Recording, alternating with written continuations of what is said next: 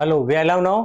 मैं कृष्ण दत्त आपका एक बार फिर से स्वागत करता हूं आपके अपने प्लेटफॉर्म पर बेहतरीन सी क्लासेस के साथ में। तो केडी पाठशाला पे आप सभी का स्वागत है, मोस्ट वेलकम है। सभी एक बार जल्दी जल्दी से जुड़ जाइए। सभी को जय श्री राधे कृष्ण और सभी को गुड इवनिंग। और आपकी बेहतरीन सी क्लासेस जो प्रचंड बैच की थी, यूपी टीजीटी स्पेशल फिजिक्स और हमारा मैकेनिक्स का पार्ट 5 चल रहा था, तो इसी क्लास को आगे बढ़ाते हुए बढ़ते हैं नेक्स्ट। ठीक है, एक बार आई होप कि पहले की क्लासेस आपको सभी को समझ में आ गई होगी। अगर फिर भी आपका कोई डाउट रहता है तो आप डायरेक्टली मतलब कनेक्ट करा सकते हैं। ठीक है, तो जल्दी जल्दी से सभी बताइए, मेरी वॉइस और डिस्प्ले क्लियर आ रही है सभी को? यस लिख दो एक बार।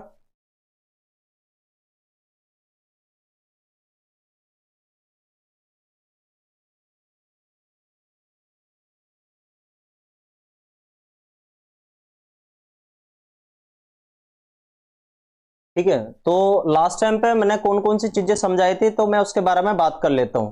क्लास फर्स्ट में मैंने आपको बताया था यूनिट एंड मेजरमेंट के बारे में। क्लास सेकंड में आपको बताया था मैंने डायमेंशन के बारे में और किस प्रकार से उसके स्केल होते हैं, पोटेंशियोमीटर होता है, वर्नियर कैलिपर होता है। तीसरे नंबर वाली क्लास में क्या बताया था मैंने? तीसरे नंबर वाली क्लास में आपको अच्छे तरीके से कुछ रूल बता के आया था। तो इससे पहले वाली क्लासेस में भी हमने न्यूटन के रूल बता के आया था मैं आपको, और इलास्ट क्या बता के आया था, फोर्स के बारे में अच्छे तरीके से। तो इसी क्लासेस को आगे बढ़ाते हैं। सभी को जय श्री राधे कृष्ण। एक बार जल्दी जल्दी से सभी जुड़ जाइए भाई।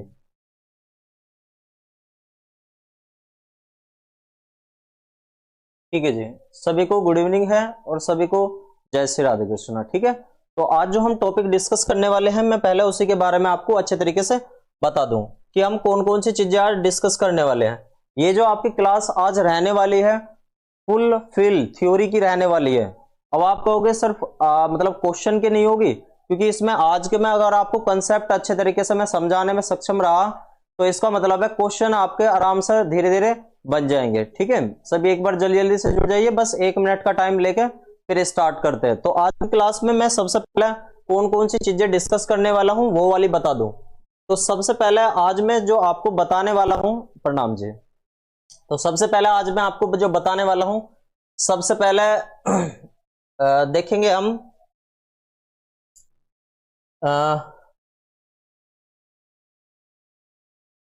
पहले सबसे पहले ले लेते हैं, चलो ग्राफ ले लेते हैं। ग्राफ के कंसेप्ट ले लेते हैं और कुछ कंसेप्ट ले लेते हैं, जैसे डिस्प्लेसमेंट का। डिस्प्लेसमेंट का ठीक है, इन्हें मतलब इस वाले सेकंड वाले को थोड़ा सा बाद में भी ले लेंगे तो कोई दिक्कत समस्या नहीं है। ठीक है, डिस्प्लेसमेंट का, और इसमें हमारा हो जाएगा स्पीड का, स्पीड का, वेलोसिटी का, वेलोसिटी का एंड एक्सीलेशन का, एक्सीलेशन का। ठीक है, तो ग्राफ हमारे जो आज पढ़ने वाले हैं हम, ग्राफ रहने वाला है एक्सटी ग्राफ के बारे में पढ़ेंगे, यानी कि डिस्प्लेसमेंट टाइम ग्राफ के बारे में, वेलोसिटी टाइम ग्राफ के बारे में पढ़ेंगे, एक्सीलेशन टाइम के बारे में पढ़ेंगे भाई। तो ये 3 ग्राफ के, यहां से ग्राफ का एक क्वेश्चन आपका एग्जाम में बनता है। ठीक है, और डिस्प्लेसमेंट ये छोटी छोटी सी चीजें मैं चाहता हूं कि मतलब इन्हें थोड़ा सा लिख तो दिया है मैंने, लेकिन बाद में बताऊं। ठीक है, चाल, वेग और त्वरण, इनके बारे में ध्यान से समझेंगे। और विशेष तौर पे आज देख लेते हैं कोलिजन के बारे में।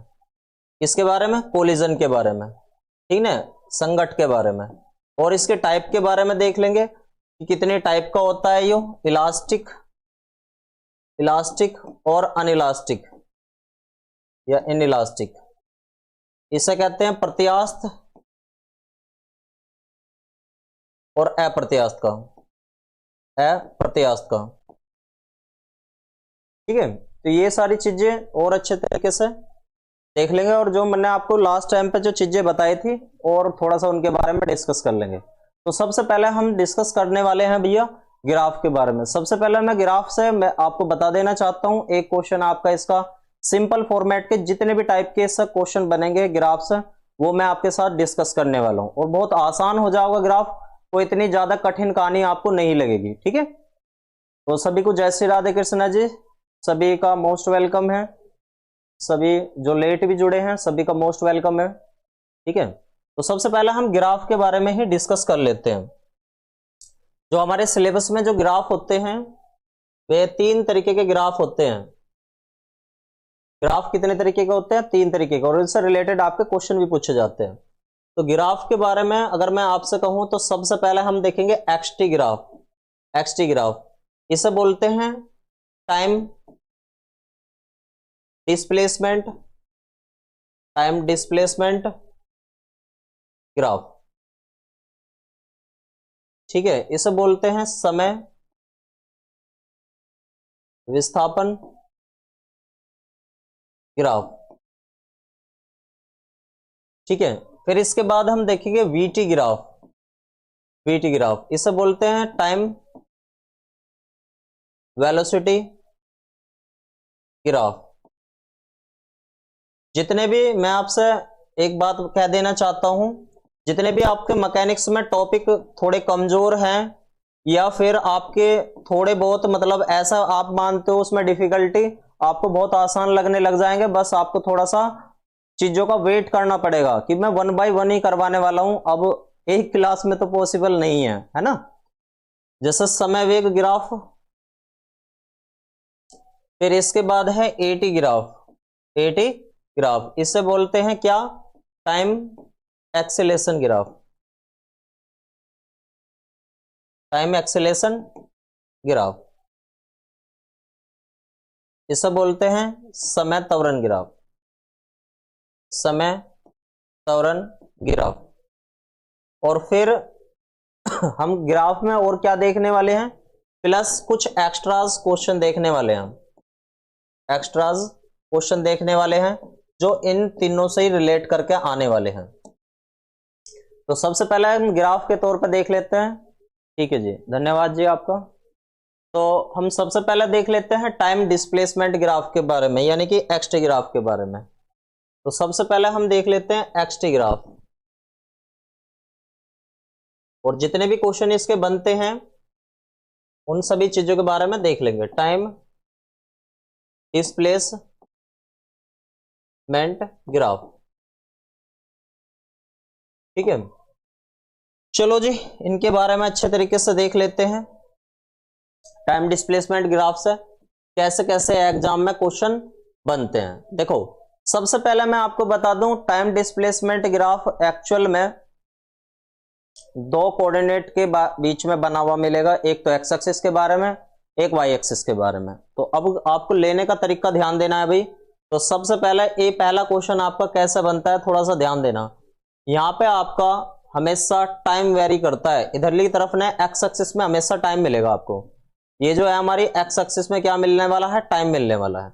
और वाई एक्सिस में आपका कुछ भी हो सकता है, मान लो एक्स हो सकता है, वी हो सकता है, ए हो सकता है। ठीक है, तो सबसे पहले हम यहाँ पे एक्स के बारे में बात कर रहे हैं, तो यहाँ पे एक्स ही लेके चलेंगे। ये टाइम यहाँ पे किसका काम कर रहा है? टाइम का काम कर रहा है, समय का काम कर रहा है। एक्स किसका काम कर रहा है? विस्थापन का काम कर रहा है। किसका काम कर रहा है? विस्थापन का काम कर रहा है। और डिस्प्लेसमेंट का काम कर रहा है। जहां कहीं भी आपको एक्स दिखाई देगा अब कहीं भी, तो वहां पर डिस्प्लेसमेंट मानोगे। क्या मानोगे? डिस्प्लेसमेंट मानोगे। ठीक है जी, अब थोड़ा सा ध्यान देना। सबसे पहले मैं आपको बता दूं क्वेश्चन यहां से कैसे कैसे बनता है। सबसे पहला क्वेश्चन, पहले तो आपको इनका रिप्रेजेंटेशन आपने अच्छे तरीके से देख लिया होगा कि एक्स को वाई एक्सिस पर रखना और टी को एक्स एक्सिस पर रखना है। ठीक है, तो देखो भाई ध्यान से, पहला क्वेश्चन जो आपका बनता है यहां से, पहला क्वेश्चन कि एक्सटी ग्राफ सिंपली किसके बारे में बताता है? सिंपली किसके बारे में बताता है?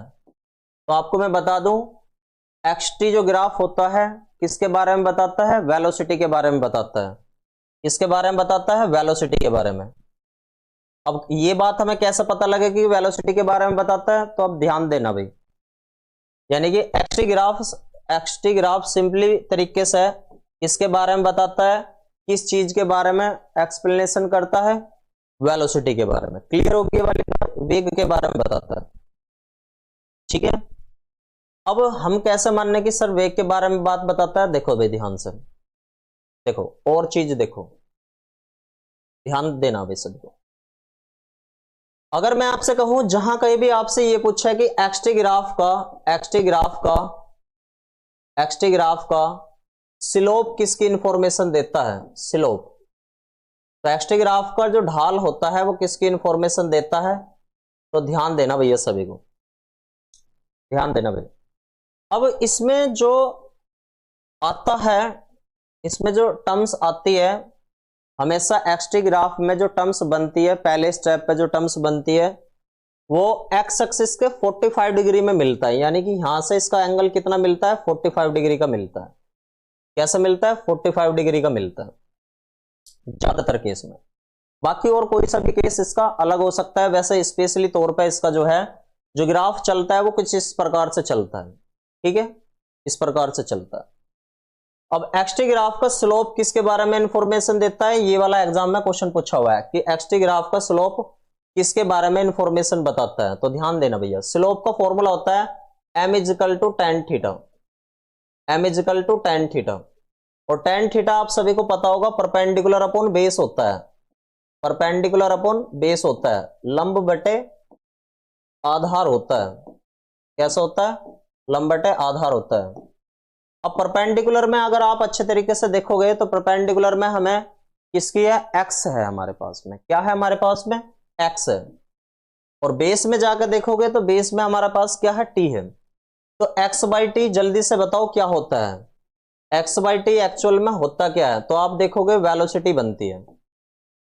तो यहां से हमें पता लगा कि एक्सटी ग्राफ जो है सिंप्लीफाई, ठीक है, कभी कभार वो ऐसा भी ना देखे कि स्लोप के बारे में भी ना देखे, वो यह पूछ सकता है नॉर्मली भी कि एक्सटी ग्राफ सिंप्लीफाई किसके बारे में इंफॉर्मेशन देता है? वेलोसिटी के बारे में इंफॉर्मेशन देता है। अब वो यहां से भी एक क्वेश्चन बन के आ सकता है कि किस टाइप की वेलोसिटी के बारे में इंफॉर्मेशन देता है। आई होप यहां तक की बात आपको क्लियर होगी। चलो मैं अभी और बात करता हूं इस पे। अगर मैं आपसे कहूं कि एक्सटी ग्राफ का एरिया किसके बारे में इंफॉर्मेशन देता है? एरिया, क्षेत्रफल किसके बारे में? एक्सटी ग्राफ का जो क्षेत्रफल है वो किसके बारे में इंफॉर्मेशन देता है? तो थोड़ा ध्यान देते हैं अभी यहाँ पे, थोड़ा ध्यान देते हैं। जब भी कभी क्षेत्रफल की बात करेगा, जब भी कभी क्षेत्रफल की बात करेगा तो आपको शेडिड एरिया देखना है। इस लाइन से नीचे नीचे का एरिया देखना, इस लाइन से कहां का? नीचे नीचे का एरिया देखना, ठीक है, नीचे नीचे का एरिया देखना। जब ये नीचे का एरिया आपको देखना तो एक हमारे पास ट्रायंगल फॉर्मेट बनना होगा। यहां से क्या फॉर्मेट बनना होगा? ट्रायंगल फॉर्मेट बन जाओगा। अब ये जो ट्रायंगल फॉर्मेट बनना है तो ट्रायंगल का फॉर्मूला क्या होता है? 1/2 बेस मल्टीप्लाई हाइट। बेस का काम यहाँ टी करेगा और हाइट का काम कौन करेगा? यहाँ पे एक्स करने वाला है। तो अगर मैं एरिया की बात करने लगूं तो ये एक जो ये शेडिड कराया बनना है, ये कुछ एक आकृति जो बननी है, ये कुछ इस तरीके की आकृति बननी है, एक ट्रायंगल की आकृति बननी है इस तरीके से। अब ट्रायंगल का जब एरिया निकालते हैं 1/2 बेस मल्टीप्लाई हाइट करते हैं, बेस मल्टीप्लाई हाइट करते हैं।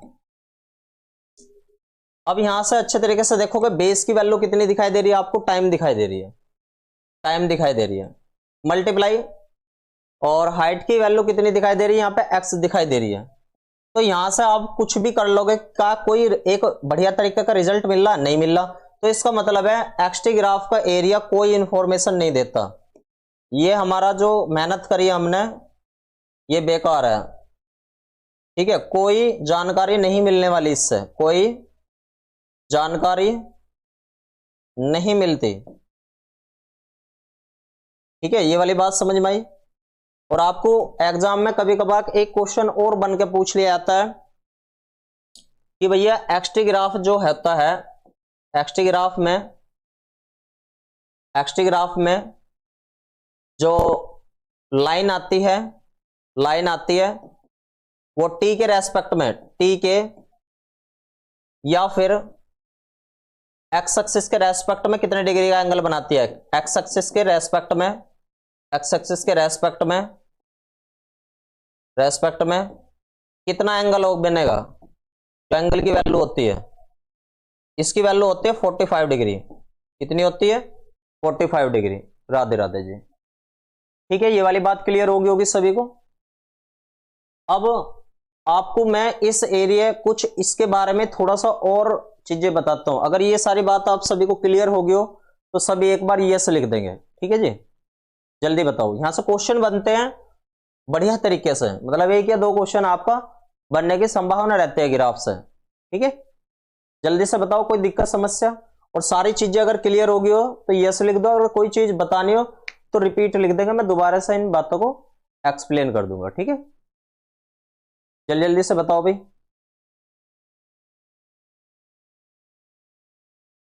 सभी को क्लियर हो गया होगा?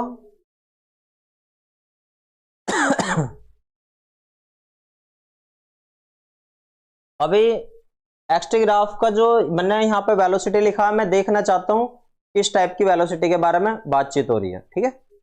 चलो जी, अब आगे इसका और फॉर्मेट देख लेते हैं एक बार। अगर मैंने यहाँ पे अभी क्या बनाया था भैया, मैंने बनाया था कि यहाँ पे तो ये एक्स एक्सिस था और यहाँ पे क्या था, ये वाई एक्सिस था, और मैंने यहाँ क्या करा था, यहाँ टाइम रख दिया था। क्या रख दिया था? यहाँ पे टाइम रख दिया था, ठीक है?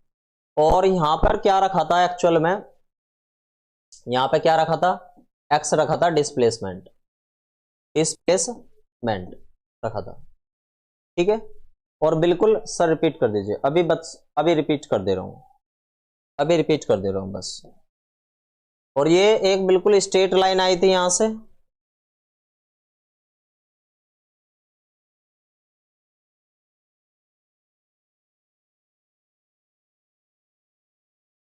बिल्कुल सीधी लाइन आती है ये, ठीक है? एक बार रिपीट कर देता हूं, बाकी सभी बताओ, बाकी सभी को क्लियर है? चलो देखो, हमारा एक्सटी ग्राफ था, और एक्सटी ग्राफ को हम बोलते हैं टाइम डिस्प्लेसमेंट ग्राफ। यहां से क्वेश्चन आता है आपका एग्जाम में, प्रीवियस ईयर के क्वेश्चनों को आप अच्छे तरीके से देखोगे तो आप कहोगे 101% क्वेश्चन आता है यहां से। तो पहला है कि एक्स एक्सिस पे जो हमारा होता है वो टाइम रखा जाता है इसमें, और वाई एक्सिस पे जो रखा जाता है वो डिस्प्लेसमेंट रखा जाता है, ठीक है? ये वाली बात क्लियर हुई। अब इसके बीच में जो ये लाइन आती है, ये एक्चुअल में वेलोसिटी के बारे में बताती है। किसके बारे में बताती है? वेलोसिटी। और किस टाइप की वेलोसिटी के बारे में, वो अभी डिस्कस करके मैं बताने वाला हूं। अभी तो बस ये समझो कि एक्सटी ग्राफ किसके बारे में बताता है, वेलोसिटी के। लेकिन कभी कभार ये क्वेश्चन ना पूछ कर, जिससे कि थोड़ा बहुत भी कंफ्यूजन न रहे किसी को, वो ये कहता है कि एक्सटी ग्राफ का स्लोप किसके बारे में इंफॉर्मेशन देता है, एक्सटी ग्राफ का स्लोप किसके बारे में इंफॉर्मेशन देता है। तो एक्सटी ग्राफ का स्लोप कैसे निकालते हैं?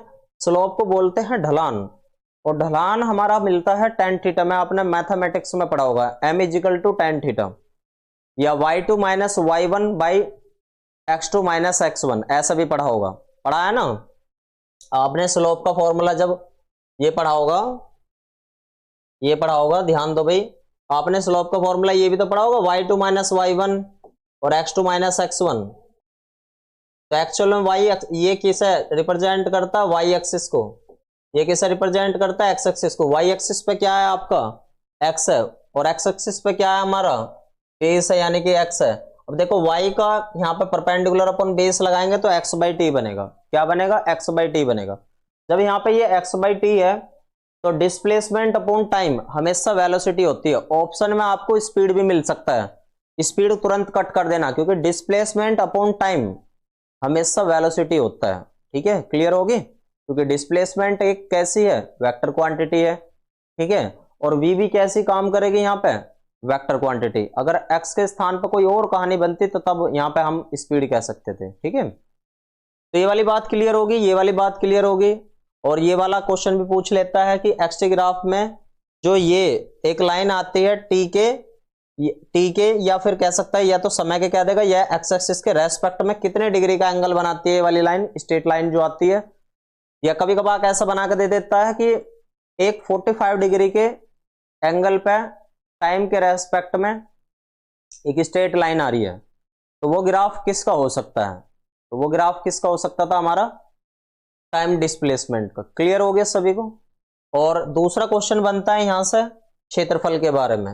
हर टर्म्स में ये वाली बात आपको पूछी जाने वाली है। कैसे? कि एक्सटी ग्राफ का एरिया किसके बारे में इंफॉर्मेशन देता है? तो कोई इंफॉर्मेशन नहीं देता। कैसे नहीं देता? क्योंकि यो इस लाइन के नीचे नीचे का जो शेडेड एरिया दिखाई दे रहा है, इसी का एरिया निकलना होता है, ठीक है? हाँ जी, यही हमारा निकलना होता है। इसका जब आप इस डायग्राम को देख रहोगे अच्छे तरीके से तो एक ट्रायंगल को दिखा रहा होगा। ट्रायंगल का फॉर्मूला होता है 1/2 बेस मल्टीप्लाई हाइट। और बेस का काम यहाँ पे कौन कर रहा है? बेस का काम टाइम कर रहा है, और हाइट का काम यहाँ पे x कर रहा है, ठीक है। यहाँ से यहाँ तक कि ये भी तो x है, तो इसके पैरेलल में ये रहेगी x हमारी, तो ये क्या है, हाँ जी, x/t हमारी वेलोसिटी है, x यहाँ पे डिस्प्लेसमेंट है, t टाइम है। क्लियर है, जल्दी बताओ, क्लियर हुआ। और मैं यहाँ पे रिमार्क भी लिख देता हूँ जिससे कि आपको पता रहे, इंपॉर्टेंट है। यहाँ से जहां का ये रिमार्क लिखूं वहां पे आपको समझ जाना है कि इंपॉर्टेंट है, ये रिमार्क और ये रिमार्क, ठीक है। जहां जहां से क्वेश्चन बनने की प्रबल संभावना है, भर भर के संभावना है, तो मैं वहां रिमार्क लिख दूंगा, ठीक है। वेलोसिटी होता है, ठीक है। चलो जी आगे बढ़ते हैं अपनी कहानी पे। तो जैसे हमारे पास ये टर्म्स बनी हुई थी, ठीक है, ये बनी हुई थी, तो हमें यहाँ पे क्या देखना है। देखो भाई, अगर मैं आपसे कहूं, मैंने यहाँ पे 0 रखा, यहाँ पे 1 नंबर रखा, यहाँ पे 2 नंबर रखा, 3 नंबर रखा, 4 नंबर रखा, ऐसे ही यहाँ पे क्या रखा, 1 नंबर, 2 नंबर, 3 नंबर, 4 नंबर। अब आप अच्छे तरीके से देख लो कि जैसे जैसे टाइम बढ़ रहा है वैसे वैसे डिस्प्लेसमेंट भी हो रहा है। जैसे जैसे 2 हुआ तो यहाँ पे 2 हुआ, ऐसे यहाँ 3 हुआ तो यहाँ पे 3 हुआ, इसी प्रकार से यहाँ 4 हुआ तो यहाँ पे 4 हुआ। तो डिफरेंस कितने कितने का आ रहा है इन दोनों के बीच में, यहाँ पे देखोगे सभी में कितने सी का डिफरेंस आ रहा है, एक जैसे डिफरेंस आ रहा होगा। और ये वाली लाइन किससे रिप्रेजेंट करती है, मैंने आपको बताया था, ये वाला जो स्लोप रिप्रेजेंट करता है वेलोसिटी को। अगर एक जैसा आ रहा है डिफरेंस तो यहाँ पे कह सकते हैं यूनिफॉर्म वेलोसिटी को। अगर ऑप्शन में यूनिफॉर्म दे रखा हो वेलोसिटी के स्थान पे, वैसे तो वेलोसिटी क्लिक कर दोगे आप, लेकिन अगर वेलोसिटी नहीं है तो यूनिफॉर्म वेलोसिटी, तो यूनिफॉर्म वेलोसिटी को छाटोगे आप। तो यहाँ पे लिख देता हूं मैं एक समान वेग, एक समान वेग, ठीक है। चलो मैं अब कुछ एक्स्ट्रा बातें आपसे पूछता हूं, एक्स्ट्राज बातें पूछता हूं, ध्यान देना बस। अभी हमारे पास कोई भी एक ग्राफ दिया हुआ है, ठीक है, कोई भी एक ग्राफ दिया हुआ है, एक ये ग्राफ दे रखा है, एक ये ग्राफ दे रखा है, ठीक है। इससे मैंने कह दिया ए, इससे कह दिया बी, और इसे कह दिया एक्स एक्सिस, और इसे कह दिया वाई एक्सिस। ये यहाँ पे टाइम है, ठीक है, और यहाँ पे क्या है, ये वेल डिस्प्लेसमेंट है, मान लो एक्स है, एक्स है डिस्प्लेसमेंट, ठीक है, डिस्प्लेसमेंट है। तो आपको ये बताना है कि v वाले की वेलोसिटी, किसकी वेलोसिटी ज्यादा होगी। ऑप्शन फर्स्ट दे रखा है, वी ए की वेलोसिटी ज्यादा होगी किससे, वी बी से। सेकंड वाले में वी बी की वेलोसिटी कैसी होगी, ज्यादा होगी किससे, वी ए से। या थर्ड वाला ऑप्शन दे रखा है, वी ए की वेलोसिटी किससे इक्वल रहेगी। और चौथा पॉइंट दे रखा, none of this, none of this. जल्दी से कमेंट करके बताओ आंसर क्या रहेगा, किसकी वेलोसिटी इस केस में ज्यादा रहने वाली है, ए वाले की ज्यादा रहने वाली है, बी वाले की ज्यादा रहने वाली है। सभी कमेंट करके बताते रहेंगे, फिर मैं आगे बढ़ने वाला हूं, ठीक है। सभी का आंसर आना चाहिए भाई। और कुछ स्पेशल टाइप के क्वेश्चन फिर मैं आपको दिखाता हूं, ठीक है, जल्दी जल्दी से, ठीक है। फिर क्वेश्चन देखते हैं बढ़िया बढ़िया से, सभी का आंसर आना चाहिए भैया।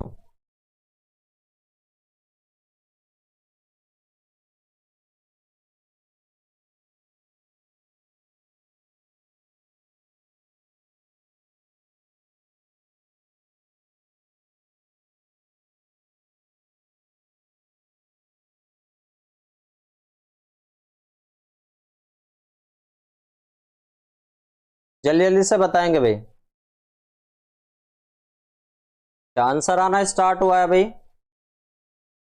ठीक है, आंसर आना स्टार्ट हुआ है, ठीक है। फिर देखते हैं, ठीक है। फिर क्वेश्चन पूछता हूं मैं आपसे और बहुत बढ़िया बढ़िया से इनसे रिलेटेड, ठीक है। देखो भाई ध्यान से, याद करने का तरीका बता दे रहा हूं मैं, याद करने का तरीका बता दे रहा हूं। आपको क्या काम करना है, यहां से एंगल देखना है, यहां से एंगल देखा कितना बना, θ1। यहां से एंगल देखना क्या बना, θ2, ठीक है।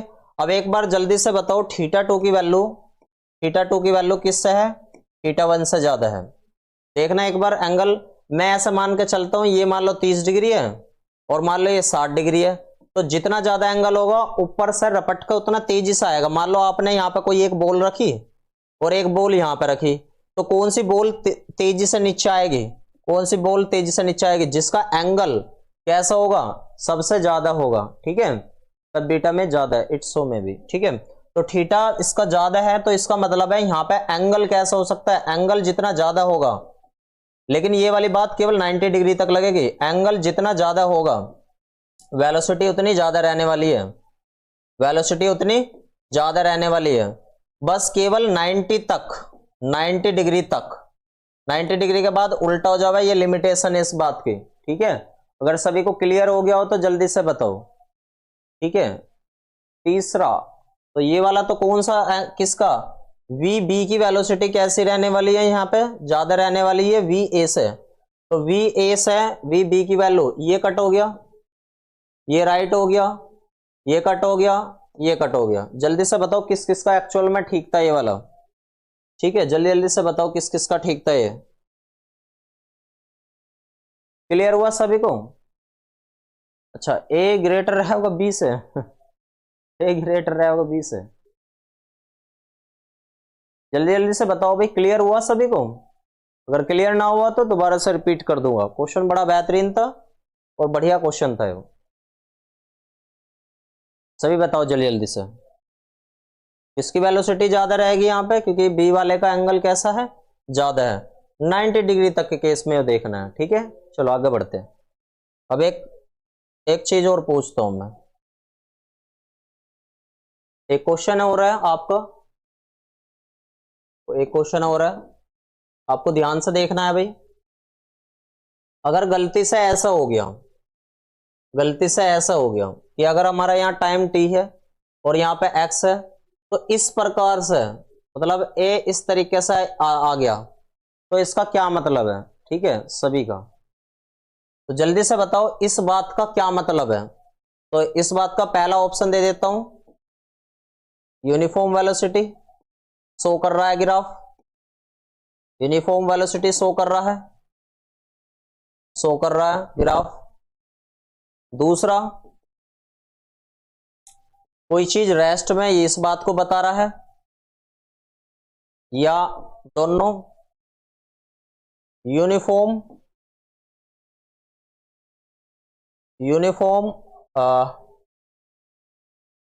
एक्सेलेरेशन, और फोर्थ क्या रखा है, can not be decided, can not be decided, यानी कि ये ग्राफ किस बात को दिखा रहा है, ठीक है, यानी कि एक समान वेग को दिखा रहा है, क्या ये ग्राफ एक समान वेग को दिखा रहा है, ठीक है, वस्तु को विराम अवस्था में दिखा रहा है, या एक समान त्वरण में दिखा रहा है,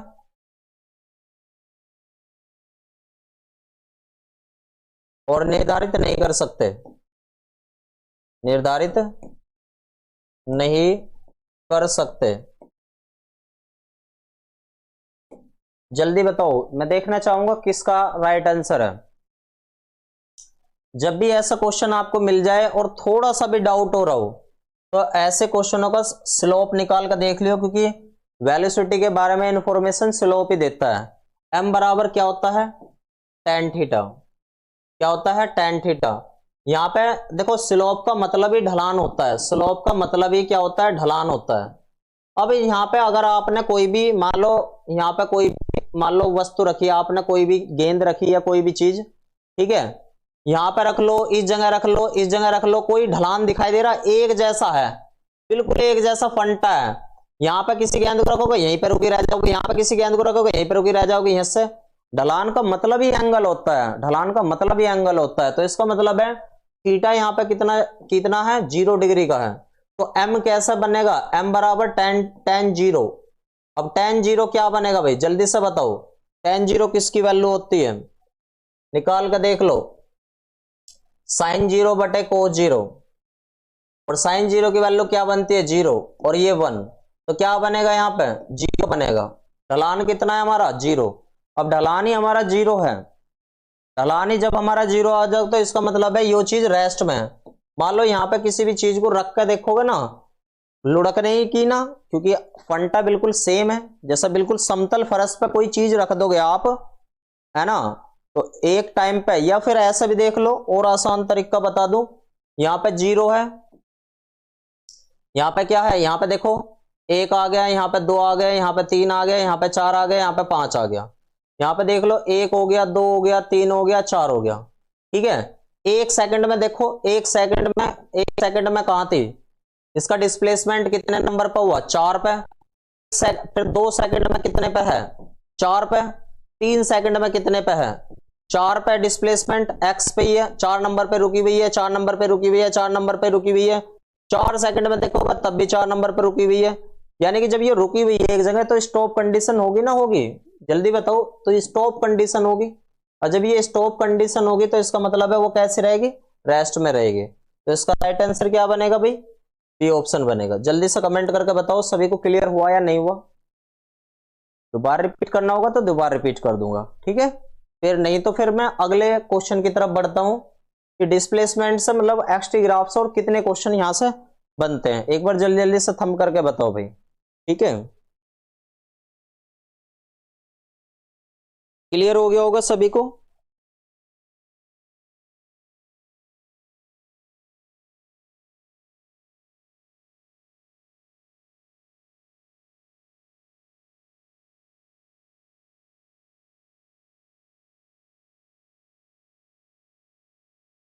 ठीक है, क्लियर हो गया होगा। चलो अगले अगले क्वेश्चन की तरफ बढ़ते हैं। नेक्स्ट क्वेश्चन को ध्यान से समझेंगे, नेक्स्ट बात को, या एक्स ग्राफ से रिलेटेड ही बातें आपको मैं बता रहा हूं। नेक्स्ट क्वेश्चन है, ठीक है। और हमारा कुछ इस तरीके से एक ग्राफ दे रखा है। मान लो इसे मैंने कह दिया टाइम t और इसे कह दिया x, और हमारा जो ग्राफ है वो ग्राफ किस प्रकार से आ रहा है। तो ग्राफ को मैं कुछ इस तरीके से दिखाने की कोशिश करता हूं, ऐसे, ठीक है, ऐसे दिखाने की कोशिश करता हूं, ठीक है। या फिर दूसरा तरीके का ये हो सकता है क्वेश्चन, दूसरे तरीके का ये क्वेश्चन हो सकता है इसका,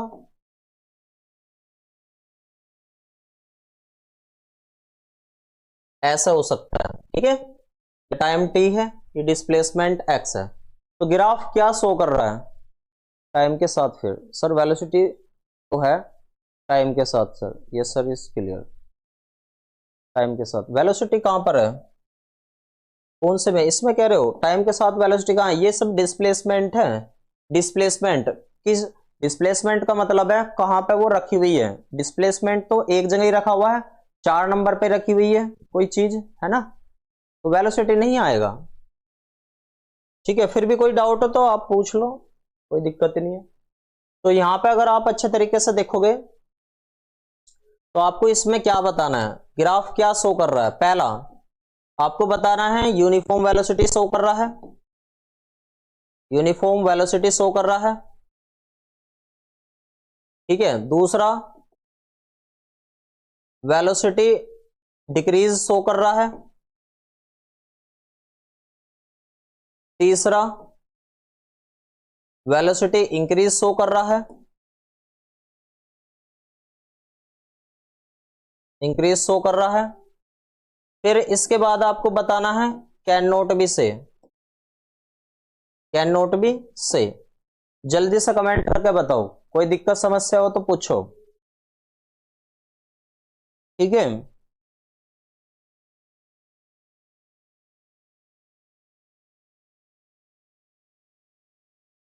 ठीक है, और इंक्रीज या डिक्रीज में भी नॉन यूनिफॉर्म होता है, एक जैसे नहीं होती, नॉन यूनिफॉर्म, नॉन यूनिफॉर्म।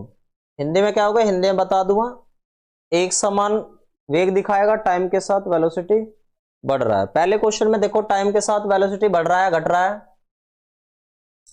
ठीक है। सभी का कमेंट आना चाहिए भाई, तो सभी का कमेंट आना चाहिए। वेलोसिटी यूनिफॉर्म वेलोसिटी है क्या, वेलोसिटी डिक्रीज है, वेलोसिटी इंक्रीज है, या कैन नॉट बी से वेलोसिटी डिक्रीज, इंक्रीज डिक्रीज। चलो तरीका बता देता हूं, कंफ्यूज नहीं होंगे कभी भी, बाकी सभी भी कमेंट करो। देखो भाई अब ध्यान देना भाई, जब भी कभी आप कंफ्यूजन हो जाओगे आपको कि क्या हो रहा है, तो आप ध्यान देना, टेंजेंट खींच खींच कर देख लेना, पॉइंट बना बना कर देख लेना। कैसे पॉइंट बना बना कर देखोगे, देखो इस पॉइंट पे एंगल देखियो, इस पॉइंट पे एंगल बना के देखियो, इस पॉइंट पे एंगल बना के देखियो, इस पॉइंट पे एंगल बना के देखियो, इस पॉइंट पे एंगल बना के देखियो, इस पॉइंट पे और इस पॉइंट पे। तो जरा बना के देखता रहूं मैं, जरा देखो भाई, बना बना के देखता हूं। पहला यहां पे एंगल बना के देखा, फिर दूसरा एंगल बना के देखा, फिर तीसरा एंगल बना के देखा, फिर चौथा एंगल बना के देखा, पांचवा एंगल बना के देखा, छठा एंगल बना के देखा, सातवां एंगल बना के देखा। अब बताओ क्या हो रहा है, एंगल घट रहे हैं घट रहे हैं? जल्दी से बताओ, जल्दी से सभी सभी बताएंगे। ठीक है, एंगल घट रहे हैं बढ़ रहे हैं? तो आप अच्छे तरीके से देख रहे होगे थीटा जो है डिक्रीज हो रहा है। क्या हो रहा है? थीटा डिक्रीज हो रहा है।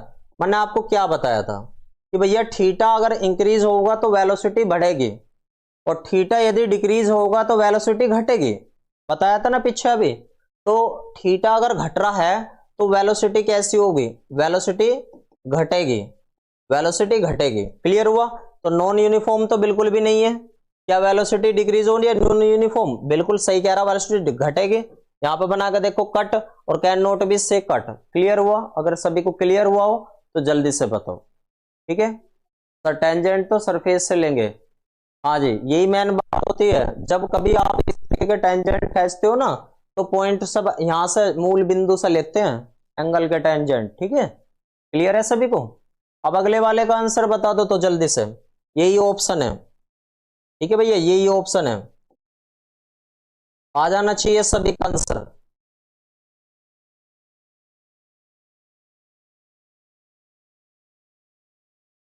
और मैं ये मान के चलूंगा कि आज के बाद आपको ग्राफ में कोई दिक्कत समस्या नहीं रहने की। करवाने वाला तो मैंने कल की क्लास में था, लेकिन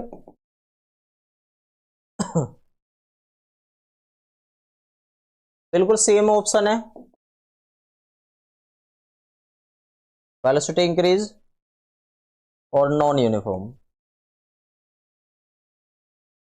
और चौथा ऑप्शन है कैन नॉट बी से।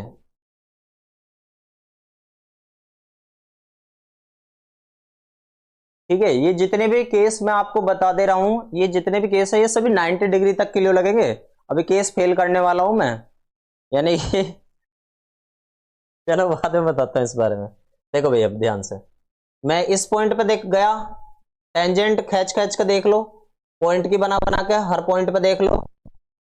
अब देखो, एक यहां से खींची, एक ये आई, एक ये आई, एक ये आई, एक ये आई, एक ये आई, एक ये आई। तो आप देख रहे हो थीटा कैसा हो रहा है? थीटा बढ़ रहा है। थीटा बढ़ेगा तो वेलोसिटी भी तो बढ़ेगी, और वेलोसिटी भी कैसी होगी? बढ़ेगी। तो इसका मतलब है नॉन यूनिफॉर्म तो नहीं होगा। क्या डिक्रीज हो रही है? नहीं, velocity increase, non uniform case. ये कट हो गया। क्लियर हो गया सभी को? फिर आगे बढ़ेंगे भाई, जल्दी जल्दी से कमेंट करके बताओ, कोई दिक्कत समस्या तो नहीं है किसी को भी? ठीक है, सबसे लास्ट वाले एंगल को देखना होता है। ठीक है, सभी यस तो लिख दो भाई अगर क्लियर हो गया हो तो। अगर किसी को क्लियर ना हुआ तो रिपीट पूछ सकता है। ठीक है, चलो आगे बढ़े। Next question, next question, question देख लो नेक्स्ट। टी और एक्स, अब की बार जो आपका आ रहा है टर्म्स,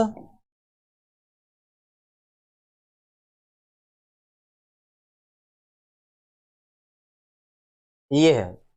ठीक है, बहुत बढ़िया, ऑल क्लियर। तो जब ये वाला एंगल है तो अब आप इस केस में बताना है कि वेलोसिटी डिक्रीज हो रही है, वेलोसिटी डिक्रीज। दूसरा, वेलोसिटी इंक्रीज। ठीक है, तीसरा, फोर्थ, और फोर्थ कैन नॉट बी से, कैन नॉट बी से। और fifth, velocity decrease but uniform, uniformly. ठीक है, sixth, velocity increase but uniformly. ठीक है। तो seventh, velocity decrease but non uniformly. ठीक है, 7 और 8, velocity increase but non uniformly. चलो जल्दी जल्दी से दिमाग लगाओ, बढ़िया वाला। सभी को आंसर बताना है, कैन नोट भी से। सभी को ध्यान दे, आंसर बताना है भाई सभी को।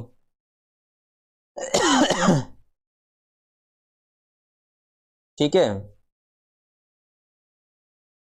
सभी को आंसर बताना है। Velocity decrease but uniformly, velocity decrease uniformly.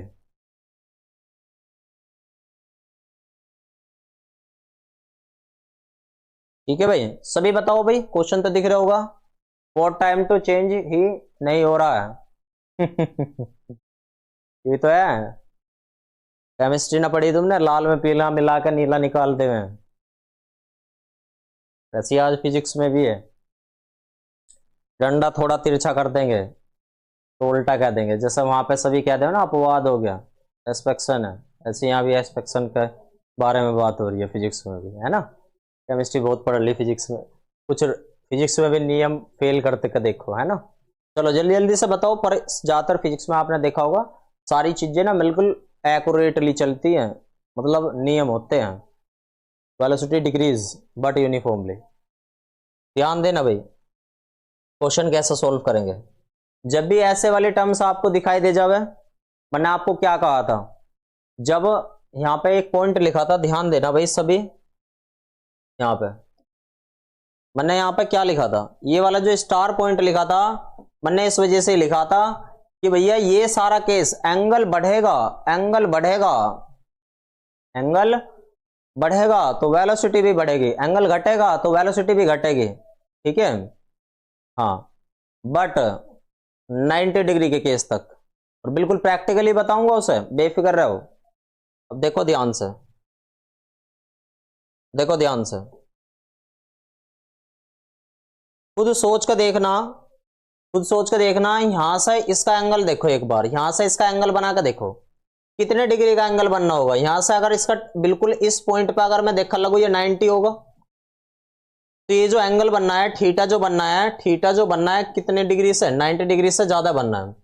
जब थीटा 90 डिग्री से ज्यादा बनता है, तो अगर किसी वस्तु को यहां पर रखोगे ना, तुम इस जगह रख कर देखोगे, मान लो इस जगह रख कर देखोगे, ठीक है, बाय रीजनिंग, कुछ घोड़े गधे हैं। तो यहां पे किसी चीज को, बॉडी को यहां पर रख कर देखोगे, किसी बॉडी को यहां पर रख के देखोगे, तो वो धीरे धीरे उसकी वेलोसिटी नीचे की तरफ ना कैसी होती चली जाओगी, घटती हुई चली जाओगी। जब थीटा यहां पे अब आप देख रहे होगे थीटा 90 डिग्री से ज्यादा है, तो उस केस में वेलोसिटी घटती है भैया, वेलोसिटी घटती है। बट आप देख रहे होगे सीधा ग्राफ आ रहा है, तो यूनिफॉर्मली कैसी होती है, यूनिफॉर्मली घटती है। तो अब बताओ आंसर क्या रहा होगा, वेलोसिटी घटती है, अधूरी जानकारी है, तो मैं इस वजह से इस पर ऑप्शन पर नहीं जाऊंगा। थैंक्स फॉर योर कॉम्प्लीमेंट अंकित पंडित। ठीक है, ये वाली अधूरी जानकारी है, यहां भी अधूरी है, बोथ कैन नॉट भी मैं इधर आना चाहूंगा। वेलोसिटी घट रही है बट यूनिफॉर्मली, ठीक है, तो मैं इस फिफ्थ को बिल्कुल राइट कह दूंगा। वेलोसिटी बढ़ रही है बट यूनिफॉर्मली, वेलोसिटी घट रही है बट नॉन यूनिफॉर्मली, एक जैसा बिल्कुल सीधा डंडा है। ठीक है, जल्दी से बताओ कमेंट करके, क्लियर हो गया सभी को, और जल्दी जल्दी से बताओ किस किस का बिल्कुल बढ़िया था, जल्दी से बताओ किस किस का बिल्कुल बढ़िया था। ये सीधा डंडा है भाई, सीधी लाइन है, यो थोड़ा सा मेरे से ही बन गया है, पर आप समझ गए होंगे ये सीधी लाइन है। जब सीधी लाइन है तो कोई भी चीज कैसी होती है, यूनिफॉर्मली होती है। ठीक है, ठीक है, जल्दी जल्दी से बताओ, कोई दिक्कत समस्या, फिर मैं आगे बढ़ूंगा। ठीक है, फिर मैं आगे बढ़ने वाला हूं भैया। ठीक है,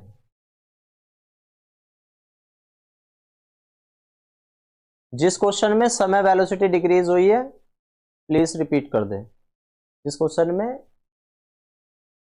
समय वेलोसिटी डिक्रीज हुई है प्लीज रिपीट कर दो। तो वेलोसिटी डिक्रीज हुई है, कौन से वाला बताओ जल्दी से।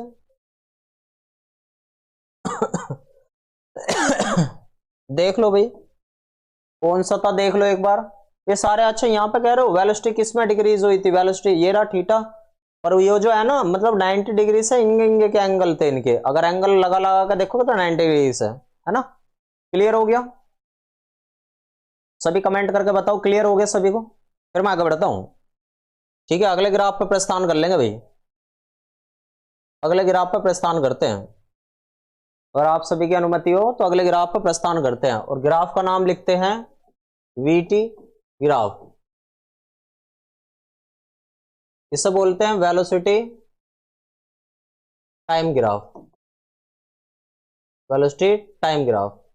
ठीक है भैया, इसे बोलते हैं समय वेग ग्राफ।